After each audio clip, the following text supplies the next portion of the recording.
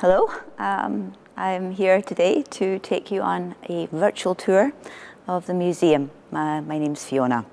So, to give you an idea, first of all, of where we are at all, we've got these amazing pictures here, and we'll go from the general to specific, as they say. So if you look at this picture here, you've got an aerial shot of Nuremberg, larger Nuremberg actually, and you've got two shaded areas.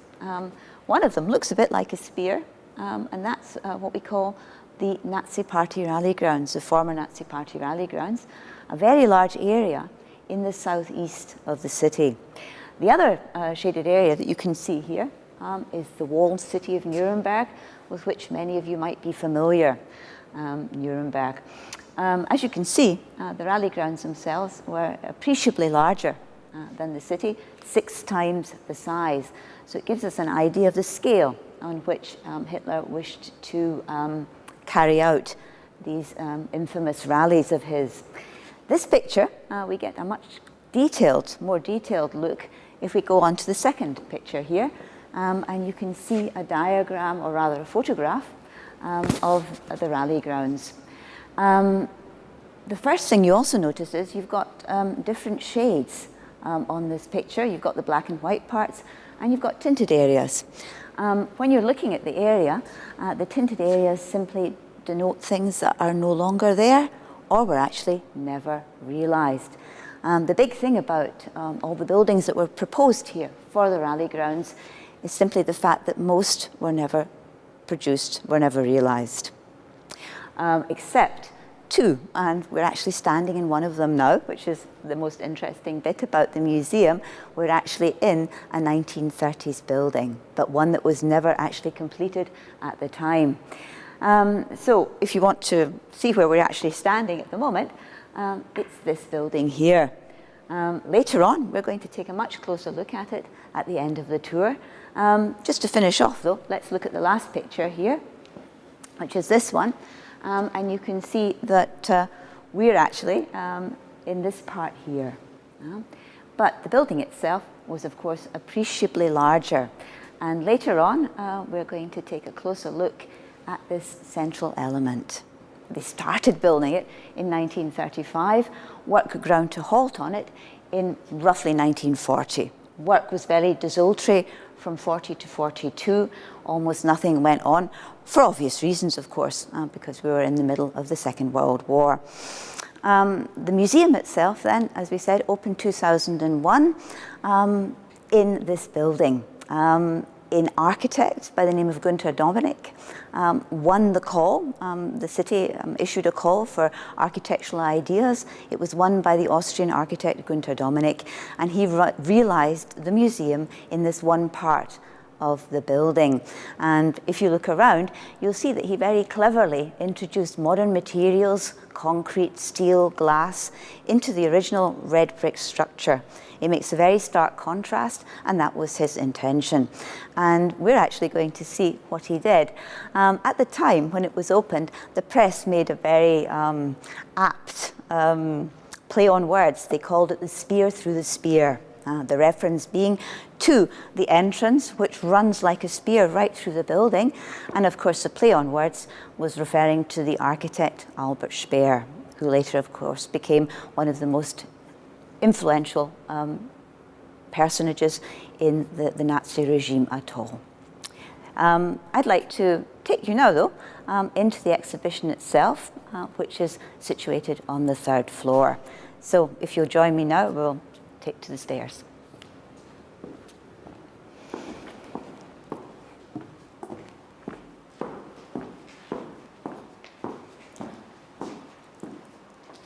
So here on the 3rd floor, we have the entrance to the exhibition.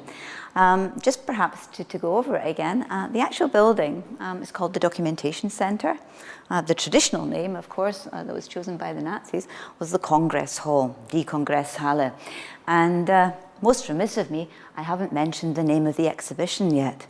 And when we designed the exhibition, we decided not to put it up into words, but to portray it in pictorial form. So you have these two very large pictures at the entrance to the exhibition. And you can see here the large blown up shot shows you what was really a preparation for the real thing to come, a display of military prowess, and later, of course, to result in the Second World War. And here in the inset, you have some spectators at one of these rallies, and in a typical salute, of course, the Hitler salute. And that reveals for us the title of the exhibition, which is namely Fascination, as we can see here, fascination with the Führer and the cult and these goings on, and the terror, of course, which was very soon to erupt. So Fascination and Terror, and that's the name of the museum, or rather the name of the exhibition. So Fascination and Terror, the two sides of the coin, if you like. We're going to start off now, though, in the first room.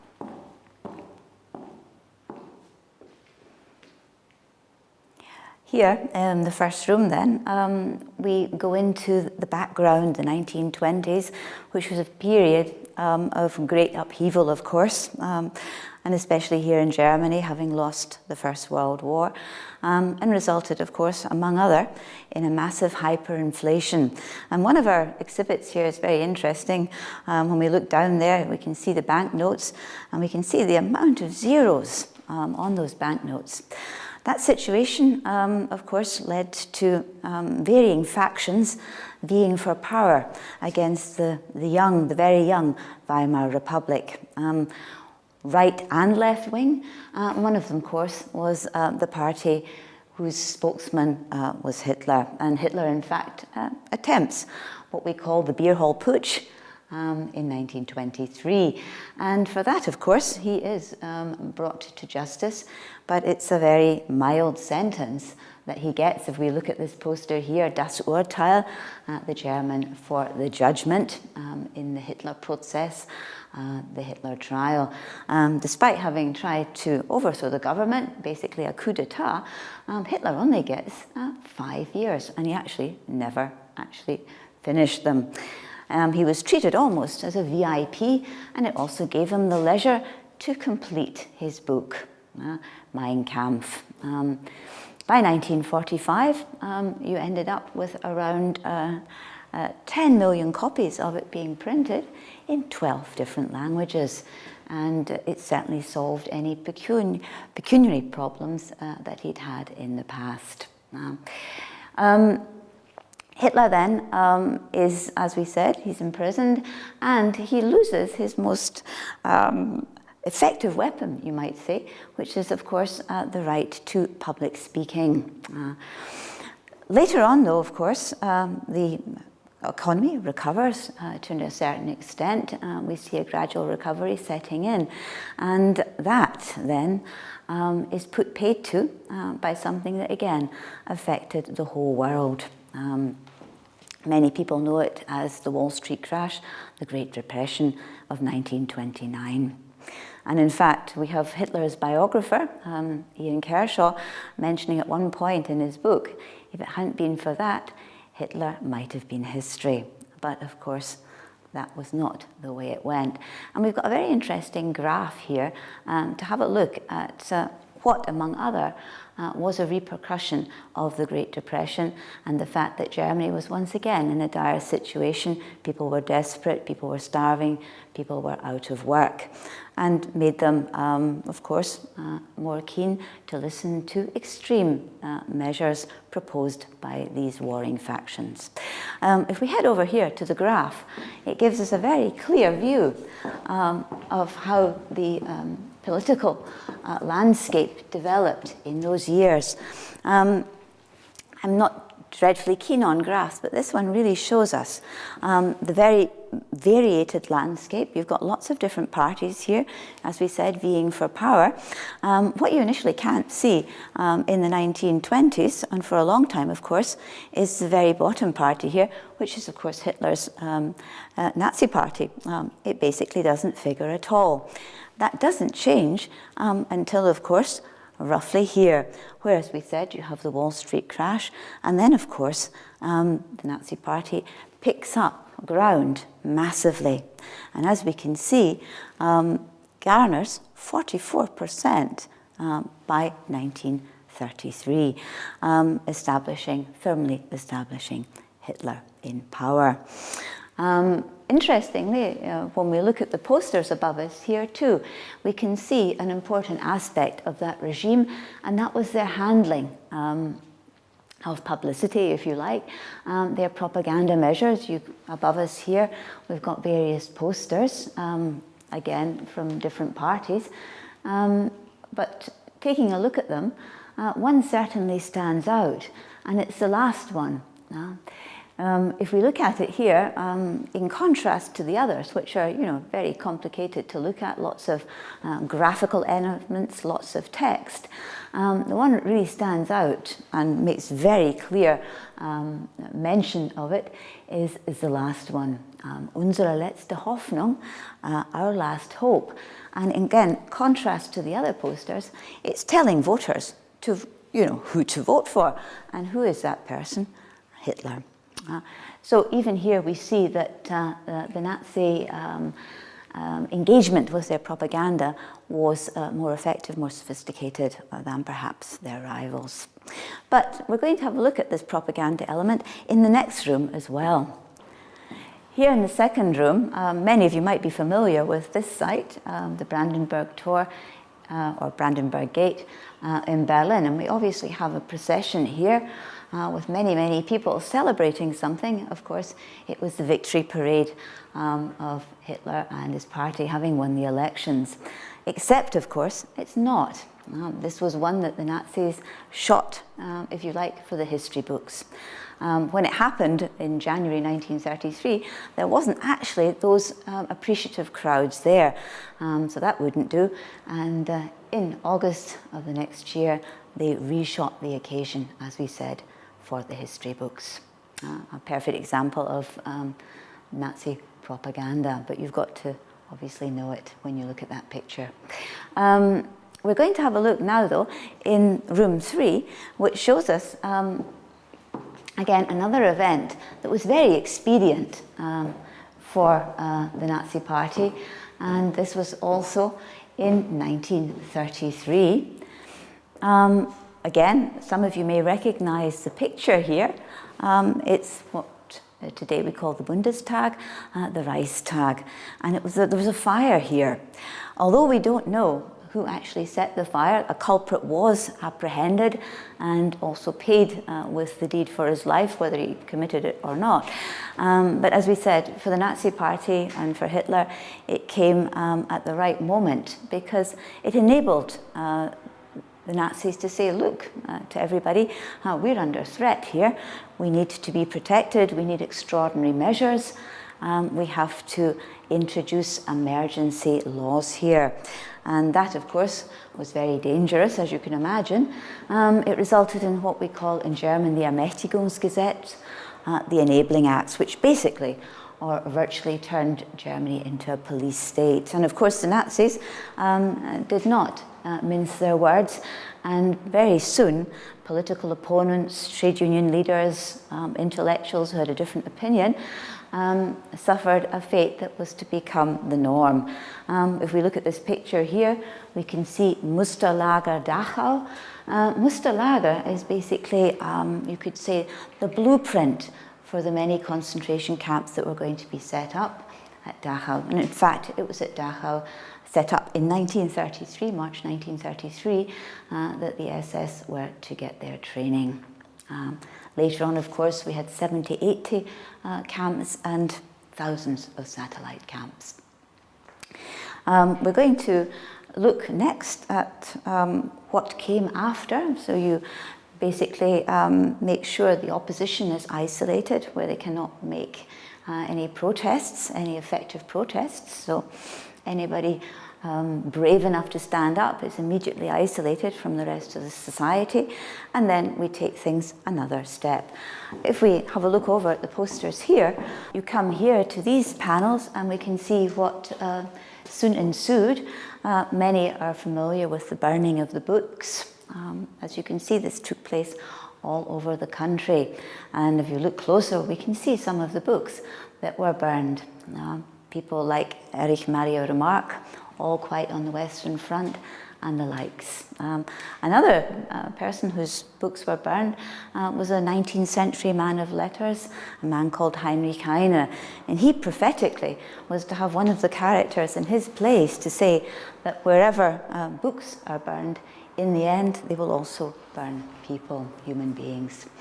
The burning of the books then, censorship, you're not allowed to read what you want, and you're not allowed to shop where you want either, especially, as you can see, if it was concerned with shops owned by Jewish business people. Here you can see the poster, and interestingly, we're twisting the facts here because the poster says, Germans, defend yourselves. Don't buy from Jewish people. Whereas, of course, who really needed to defend themselves were obviously the Jewish people. But, of course, that was common to twist the truth.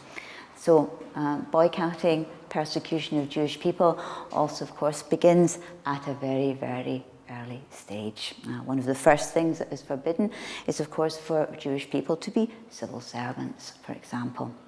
We're going to have a look at how society was organized under the Nazis in the next room.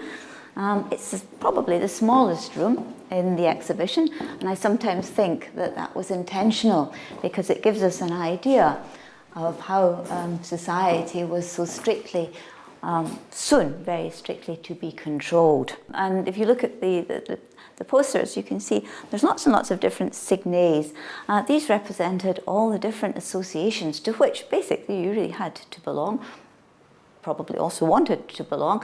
But of course for the Nazis it was the perfect opportunity to keep people under surveillance and of course to indoctrinate people as well. If you take a closer look at what these associations were, you can see the lawyers, the women's union, or you've got the Beamtenbund, that was the civil servants.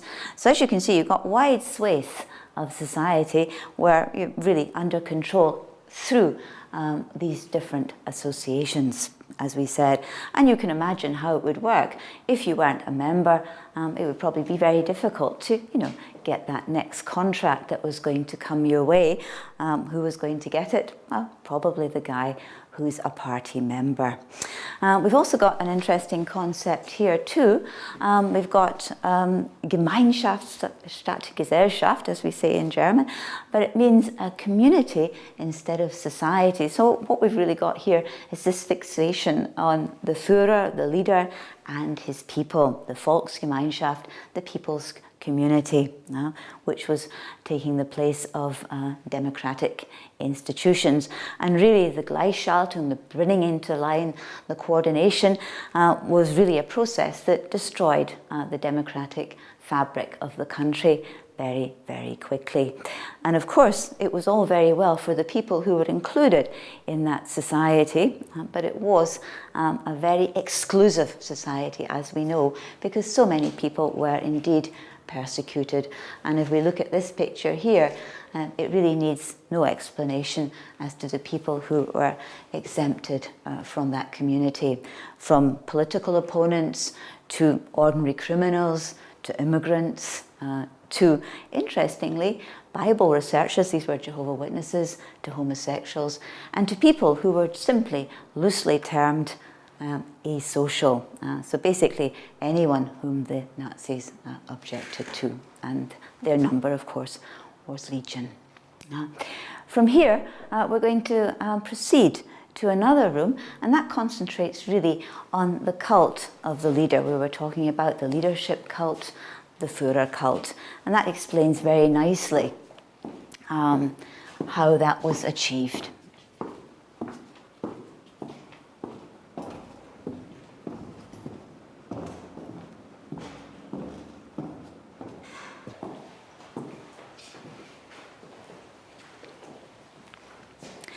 The picture probably doesn't need much explanation, but you know, where was it?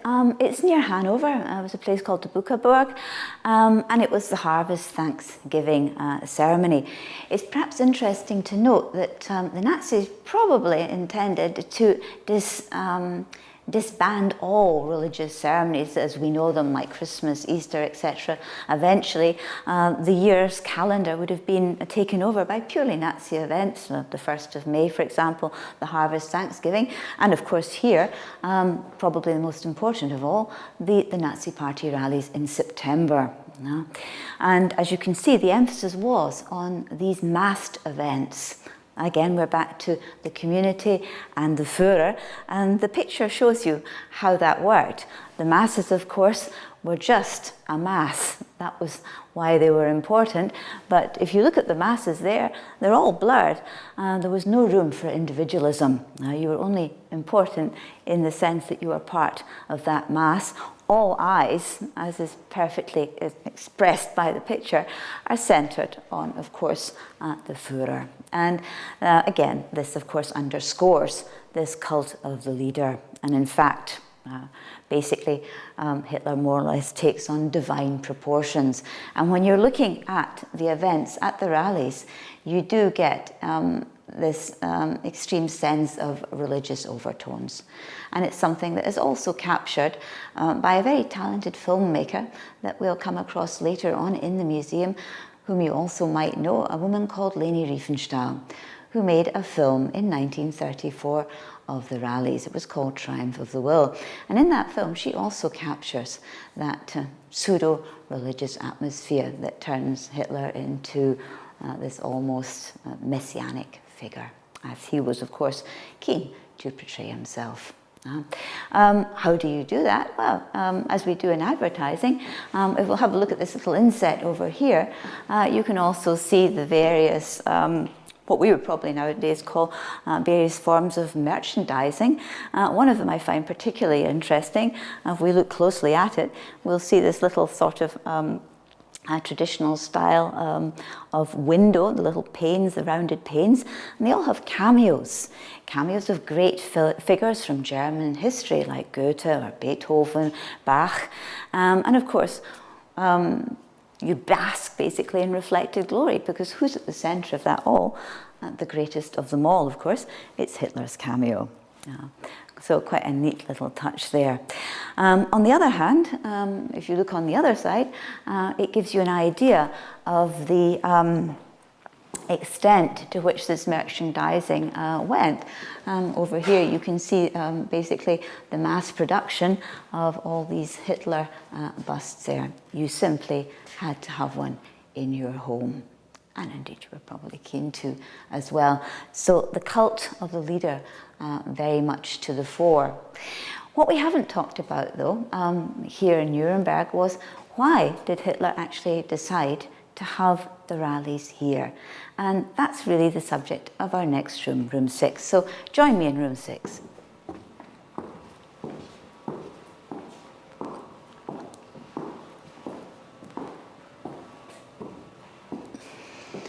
What we can see here is a Lufthansa plane. It's actually a still from the film I mentioned, Triumph of the Will by Leni Riefenstahl, and it's one of the opening shots. The first shot, again, is very interesting because all you see is a cloudy firmament with all the connotations, of course, of the Führer arriving out of the skies, etc., etc. And Leni Riefenstahl is very cleverly, she captures Nuremberg, but she captures the aspect of Nuremberg the Nazis, of course, were keen to emphasize, which was Nuremberg's historic significance.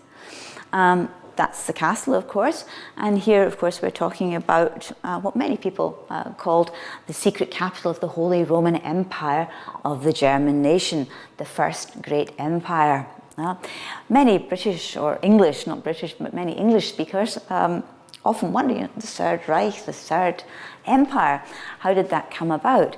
But what you're looking at here is Nuremberg as a symbol of the first great empire. The Second Empire was basically founded by Bismarck,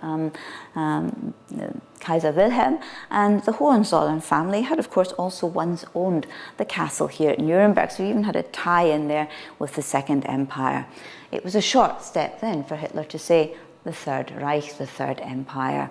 So one of the reasons for choosing Nuremberg was certainly the historic significance and the emotional impact that would arouse, evoke in people's minds. Obviously, there were very practical reasons for holding it in Nuremberg as well, and one of them, of course, was centrality. If you look at a map of Europe today, you'll find that Franconia, Nuremberg, is pretty bang centre.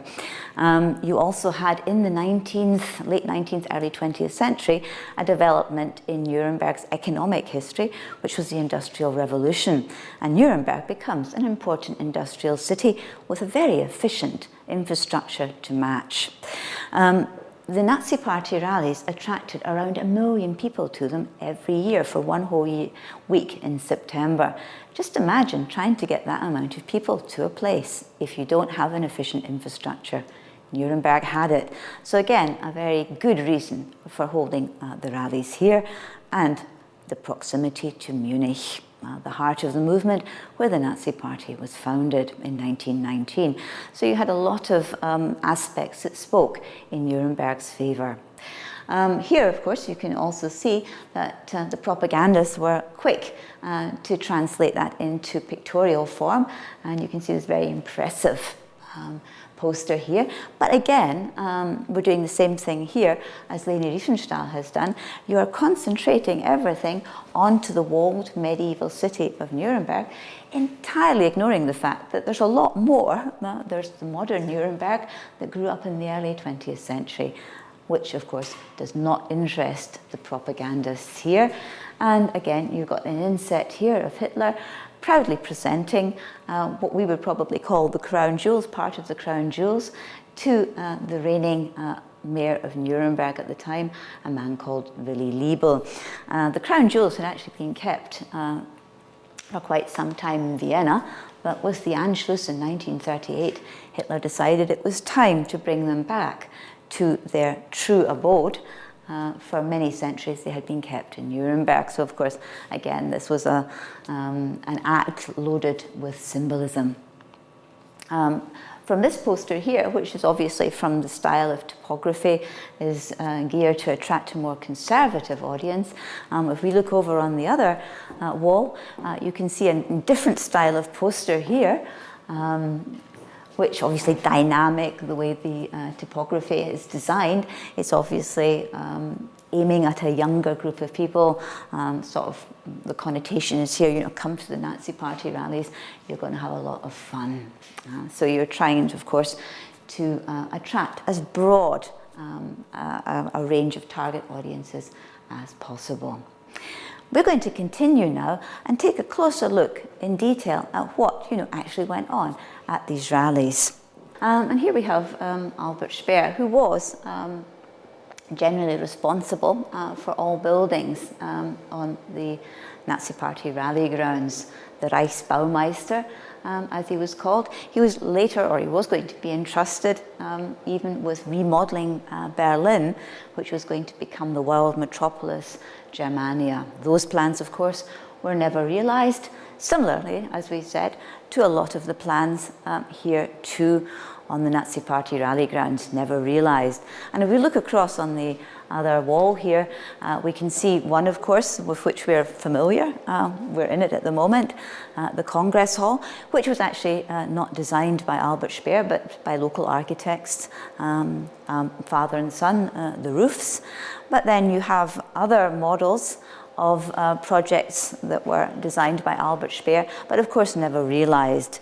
The March Field Parade Ground, which was never realized. And of course here as well, we have this massive stadium, the German stadium. It was going to have a capacity of almost 500,000 people. today, what became of it? If you go out onto the Nazi Party rally grounds, you'll find a rather pretty lake. It's called the Silver Lake, the Silbersee. That's all that remains of what was really an excavation pit for the German stadium. Begun at a later stage in 1938, it really never got off the ground. But what we do see here is the monumental architecture, of course, that was designed to glorify the regime. Obviously, the Nazis are not the first people to think of doing that. If you look through history, many civilizations have used buildings as a vehicle for their propaganda. Hitler, of course, very clearly said it. Architecture is ideology set in stone. And Albert Speer, of course, was the man to translate that into stone form.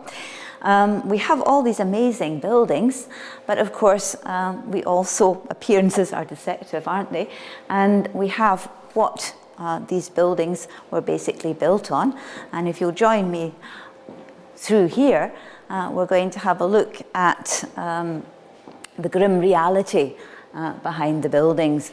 Albert Speer actively funded and supported the SS, who in 1938 started forming commercial companies, earthwork and quarrying companies, and you can probably guess, if you look at the picture, what they did. They set up work camps, concentration camps, next to these quarries, and the inmates, of course, worked in appalling conditions and were basically worked to death.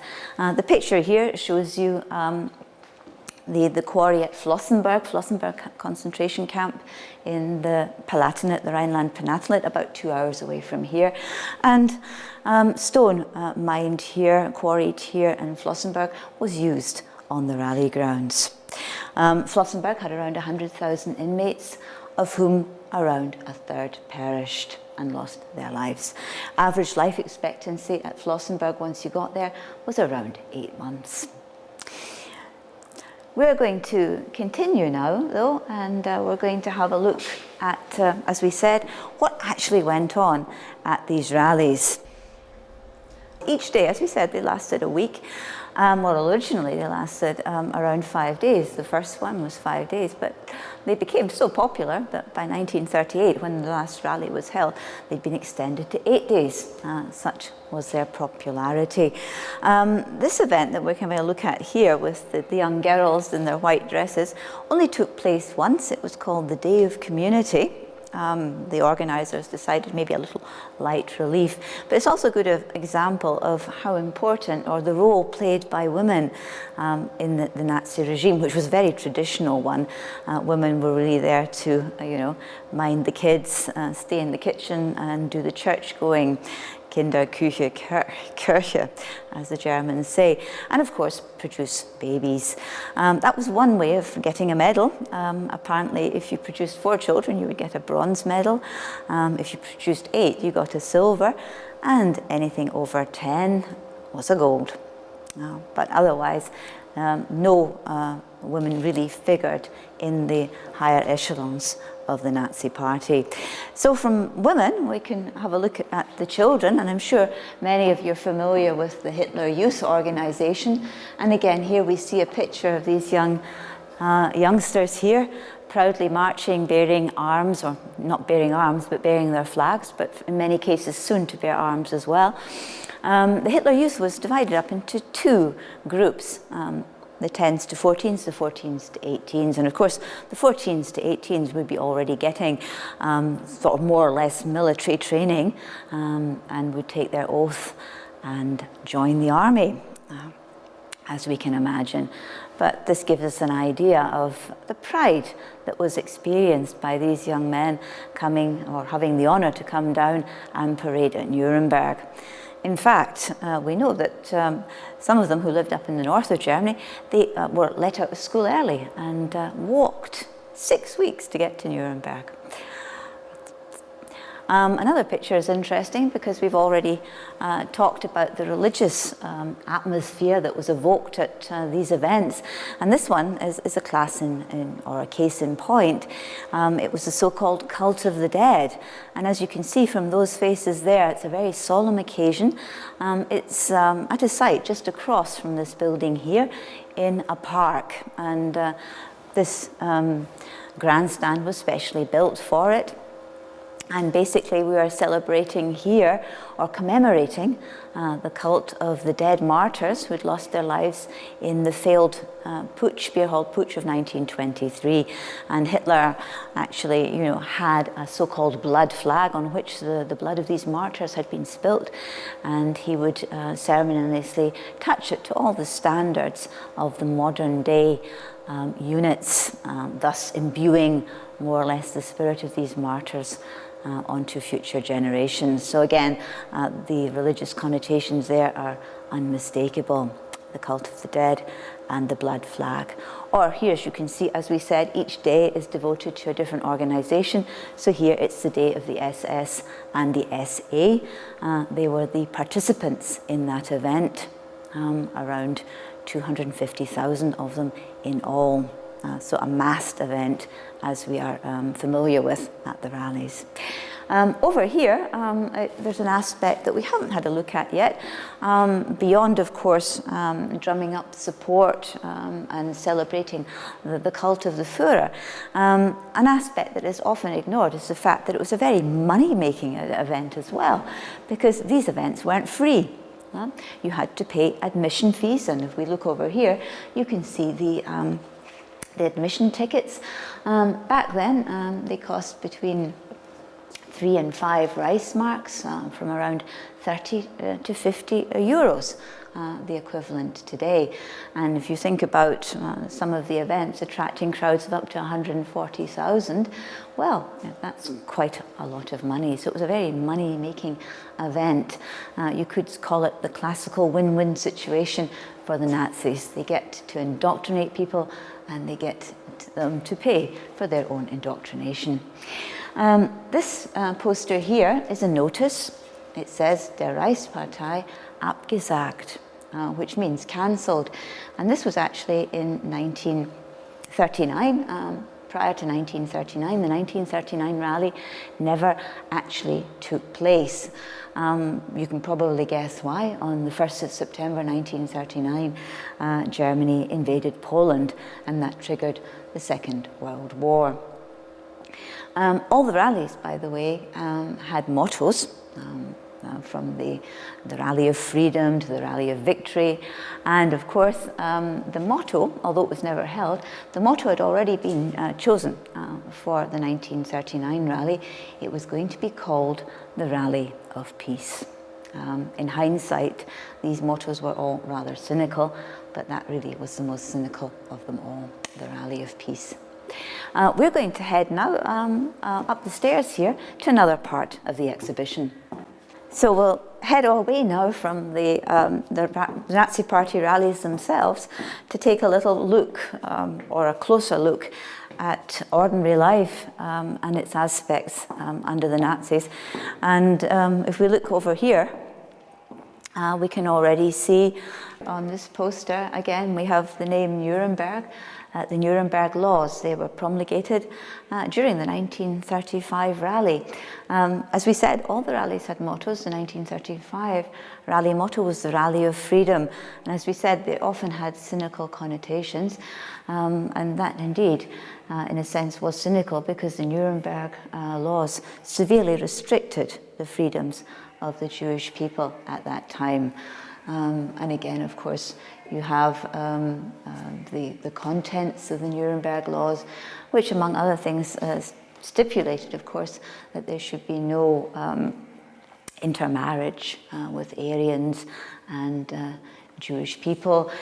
People who defied these rules, as we can see on this panel here, were, of course, publicly humiliated, as this young girl is being herded through the streets there and having to bear this poster in front of her because she apparently had a romantic attachment to a Jewish person. So you're publicly disgraced, so to speak. The Nuremberg laws then, the Nuremberg race laws, and life becomes increasingly difficult for Jewish people. Over here, we also have an extract of the film that we've mentioned quite a lot, The Triumph of the Will by Leni Riefenstahl. That film, of course, was very useful for the Nazis. We said about 1 million people visited the rallies. The population of Germany at the time, though, was 60 million. And the Nazis, of course, figured, what's a good way of, bringing these events to a wider audience? And of course, they hit upon the idea of making a film. And the film was shown in all the cinemas, the length and breadth of the country. In schools, it was compulsory viewing. At the time, it was recognized for what it was, which was, of course, an excellent piece of work, and it won prizes at the Cannes Film Festival and at the World Exhibition in Paris. But of course, it was a perfect piece of propaganda. If you get the chance, you should have a look at it. Here we see again part of the filming of The Cult of the Dead and the Blood Flag that we've just had a look at. But as we said, we want to take a closer look at ordinary life, and again, the fact that indoctrination was taken right down to the very smallest and the very youngest members of society. So if you follow me here, we'll have a look at the display cases just in the next part of the exhibition. So here we can see that the indoctrination took place at a very early age. If we look at some of the examples in the showcase, we've got perhaps first graders here simply practicing their letters. I think when I was at school we wrote "the cat sat on the mat," but German school children of the day had quite different sentences to practice their letters. Here we can see "Die Juden ist unser Unglück," and we can see that the posters were widespread. They would be easily memorable and copied. Jews are our misfortune, basically. And then we have the accompanying pictures, stereotypes of the Jew portrayed really as the archetypal bogeyman. So you can imagine the effect that that would have on young, untutored minds, and even the fairy tales, the poets, the poetry, etc.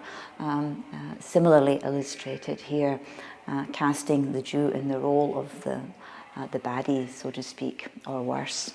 Not just literature, even games were in a similar tone.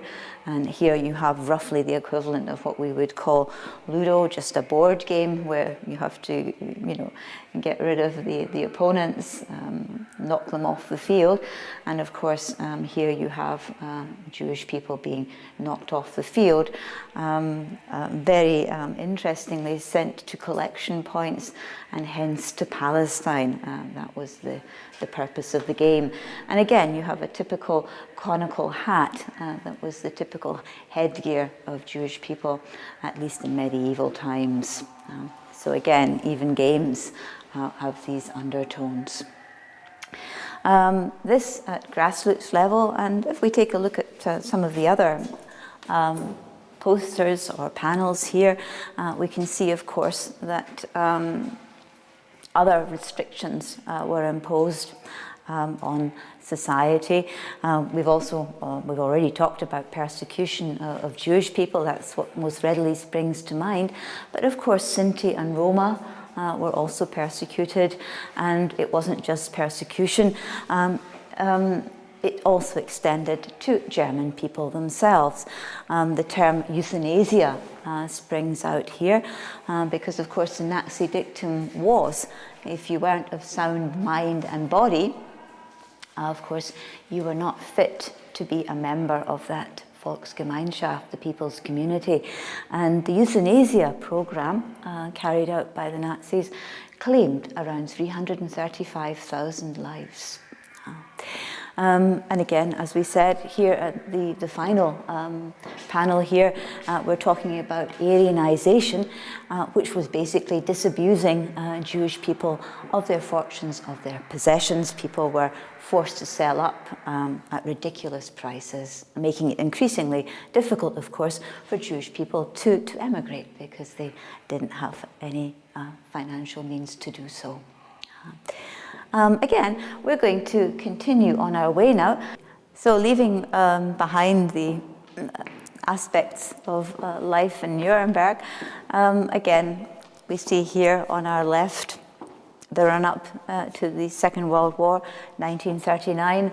No more rallies are held here, and the devastation of the war takes hold. 1939, 1940, the Blitzkrieg, as it was called, the invasion of Europe, which initially goes according to plan for the Nazis. They become confident. 1940, 1941, the armistice, and then things take a different turn with Operation Barbarossa, and of course the many, many lives that the whole of the war cost.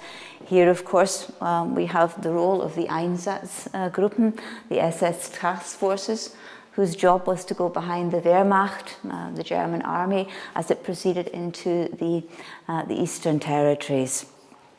And the course, of course, of annihilating people of Jewish origin. We see the pictures here, the devastating pictures, which of course ultimately resulted in the last panel here, Holocaust, a term with which we are all familiar, the utter terror of the death camps. And of course, it also takes us through to this last part of the exhibition as well. The picture that we see in front of us here is one that would be very common throughout Germany. The picture that meets our eye here is of Nuremberg post 2nd of January 1945. Once known as the Schatzkästlein, basically the gem of Germany, one of the most beautifully preserved medieval cities, was laid in ruin by the British RAF on the 2nd of January 1945. And that was also the scene that backdropped the liberation of Nuremberg, officially held on the 20th of April 1945. By the Americans, although fighting was still going on, the last pocket of resistance centered around the police headquarters. All was over, and just a few months later, another major event took place in Nuremberg, and it's probably the event with which the name of Nuremberg is mostly associated, certainly for Anglo-Saxons, and that, of course, is the Nuremberg trials. If you join me over at these panels here, we can take a look at the scene of that historic event. Here in Nuremberg, again, why Nuremberg? Many people ask that question. But again, like the rallies, it was basically for purely practical reasons that the Nuremberg trials were held here. If we look at this picture here, you can see the Palace of Justice, the courthouses, and you can see that despite all the devastation we've just witnessed, here the building was intact. And that was really largely the reason for choosing Nuremberg. Obviously, there was the symbolism as well, but a practical reason. The courtroom was extended because, of course, it was attended by a great many people. A lot of the visitors were international journalists. Around 350 international journalists covered the trials. Here we have the panel of judges, and you can see by the 4 national flags there who was involved. Which, in some case, of course, led to it being called Victor's Justice. Was it so? You had the 4 Allied powers, Russia, America, France, and Great Britain. Each of those countries presented 2 judges, and the prosecution teams were also provided by those countries. Who was on trial there? There were many trials. There were 12 trials and one major trial, the very first trial of the main Nazi war criminals, the leading Nazis who were still there and could be held accountable for their deeds. Men like, with his back slightly turned towards us, Hermann Göring, Rudolf Hess, of course, his unmistakable looks, and of course the man we've mentioned so often, Albert Speer, here in the second row. Albert Speer did not remain the architect, the Reichsbaumeister, but in 1943 became a very efficient Minister of Armaments and was, of course, largely responsible. People believed in him, and they believed in that tale of the Wunderwaffe, the wonder weapon, perhaps becoming true and saving the day at the last minute. It obviously didn't happen. At the end of the day, the sentences provided quite a bit of surprise. A lot of people had been actually expecting a blanket death sentence for all concerned. That wasn't the case. There were 12 death sentences, 7 periods of imprisonment, and even 3 acquittals. So the Nuremberg trials, another chapter that one could spend quite a lot of time talking about, but we want to head out and take a last look at the Congress Hall. So join me outdoors now. Before we finish our virtual tour, I'd like to draw your attention to this temporary exhibition. It was called Das Gleis, the track. A temporary exhibition. It was talking about the role of the Reichsbahn in the deportation of so many Jewish people to the death camps. And if we look across there, we can see many of the names which are engraved on so many people's memories. Once called by a professor of Holocaust studies the perfect murder, because many of the people who died at Treblinka, Belzec, Chelmo, there are absolutely no traces of those people left today. The track then, if you look closely, you can see cards with the names of around 6,000 victims of the Holocaust. They stand symbolically for the 6 million who lost their lives. So, as we promised, we're heading out of the exhibition, but not out of the building. And if we take a look in front of us, we can see the other tip of the spear that we talked about earlier, the spear through the spear, and it leads right out into the center of the building as a viewing platform. And what are we viewing? What Hitler referred to as his cathedral, the cathedral of the movement, which of course, if we look at it now, is hard to believe. It was, as we said, never finished. But if we look at this picture here, a model from 1936, we can compare, of course, the reality with what was proposed. Instead of just the bare bones of a building, it would have all been clad in marble. You wouldn't have seen any of the bare brickwork, of course. And unlike today, with the building open to the sky, it was going to be covered by a glass roof with a capacity for around around 50,000 people. This building was actually only going to be used once a year. They even intended to mount the world's largest organ in this building. So not only would you have had the full visual impact, it would also have been audio-visual to attack basically all the senses. Well, that brings me to the end of our virtual tour of the museum. I hope you found it informative. I hope you've learned perhaps things you didn't know. That's it from me. Goodbye.